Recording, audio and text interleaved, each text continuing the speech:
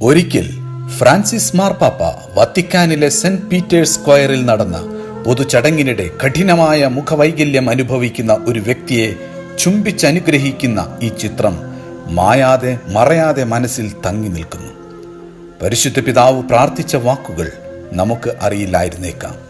എന്നാൽ വിശുദ്ധ മത്തായിയുടെ സുവിശേഷത്തിൽ കാണുന്ന നസ്രായന്റെ ഈ സ്നേഹത്തിന്റെ ആഴം ജീവിച്ചിരിക്കുന്ന ഓർമ്മപ്പെടുത്തലാണ് ഫ്രാൻസിസ് മാർപ്പാപ്പ.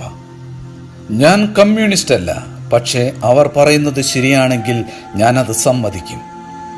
അമേരിക്കയിലെ തീവ്ര വലതുപക്ഷം വത്തിക്കാനിലെ കമ്മ്യൂണിസ്റ്റ് എന്ന് വിളിച്ചപ്പോൾ മാർപ്പാപ്പ അവർക്ക് നൽകിയ മറുപടി ഇതായിരുന്നു: ഗാസയിൽ വെടിനിർത്തൽ പ്രഖ്യാപിക്കണമെന്ന് ഈസ്റ്റർ ദിന സന്ദേശത്തിൽ ആവശ്യപ്പെട്ട എൻ്റെ മനസ്സ് പലസ്തീനിയയിലും ഇസ്രായേലിലും കഷ്ടപ്പാട് അനുഭവിക്കുന്നവർക്കൊപ്പമാണ് എന്ന് ലോകത്തോട് വിളിച്ചു പറഞ്ഞ മാർപ്പാപ്പ, പട്ടിണി അനുഭവിക്കുന്നവരെ സഹായിക്കാൻ നമ്മൾ ഉണ്ടാകണമെന്ന് നല്ല മനുഷ്യരോടെല്ലാം ആഹ്വാനം ചെയ്ത മനുഷ്യസ്നേഹി.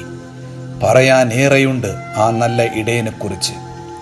വാത്സല്യത്തിൻ്റെ മുഖം, കാരുണ്യത്തിൻ്റെ മുഖം, മനുഷ്യത്വത്തിൻ്റെ മുഖമായി മാറിയ ഫ്രാൻസിസ് മാർപ്പാപ്പ, ശരിക്കൊപ്പം നിന്ന നല്ല ഇടയൻ.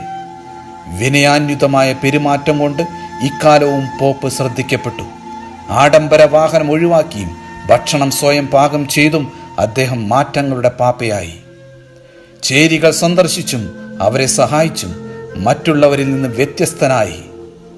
അനധികൃത കുടിയേറ്റക്കാരെ അനുകൂലിച്ച് അദ്ദേഹം മുതലാളിത്തത്തോട് ഷണ്ട കൂടി. ബാലപീഡനത്തിനെതിരെ ശക്തമായ നിലപാടെടുത്ത് ലോകത്തിന് മാതൃകയായി.